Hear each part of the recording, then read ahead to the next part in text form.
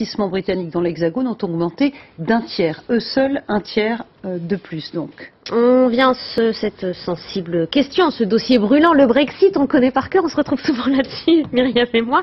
Le Brexit qui aura des conséquences importantes sur l'économie britannique, mais aussi européenne évidemment. Oui, et pour en parler, nous sommes en plateau avec Elvire Tardivon, l'Horizon. Merci d'être avec nous. Vous êtes fiscaliste, avocate, fiscaliste. Le scénario d'un no deal, donc d'une sortie britannique sans accord avec Bruxelles, devient chaque jour plus probable, il est chaque jour plus redouté. Et d'ailleurs, votre téléphone sonne de plus en plus d'entreprises britanniques vous appellent pour conseil. Tout à fait, on a vraiment une croissance d'activité très importante en ce moment. Les entreprises britanniques nous appellent, mais également les entreprises françaises, les entreprises européennes, puisque cela concerne en fait tous les flux de marchandises, donc les entreprises qui vendent des marchandises tant en Europe, mais qui vendent également au UK, tout le monde est impacté.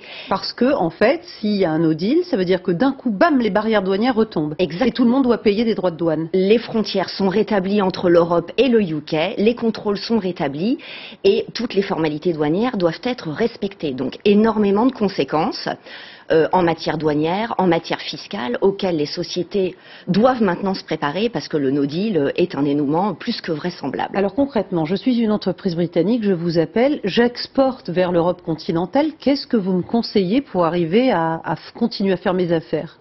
Alors, je vous explique déjà le droit commun, ce que vous allez devoir remplir comme formalisme. Donc, les formalités douanières, le paiement des droits de douane, qui sont toujours très significatifs, la TVA d'import à payer, donc tout ça en termes de trésorerie, c'est lourd, et les droits d'accise éventuellement si vous vendez de l'alcool. Donc ça, c'est le droit commun. Vous allez devoir payer l'ensemble de ces impôts à l'importation lorsque les marchandises vont rentrer en France.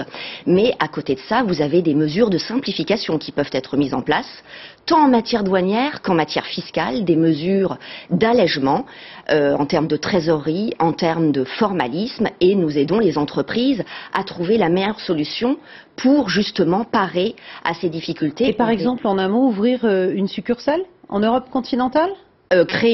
Établir une société, tout à fait, créer une filiale ou une succursale, mieux une filiale qui distribuera en Europe. C'est un des scénarios qu'on envisage, mais il y en a d'autres que l'on propose.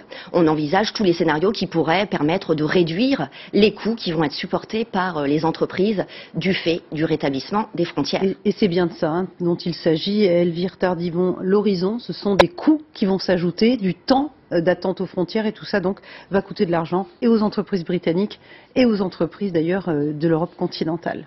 Merci. On va peut-être terminer sur un point bourse. Voilà tout ce que j'allais vous proposer. Et sur la livre le Brexit, on le voit déjà agir.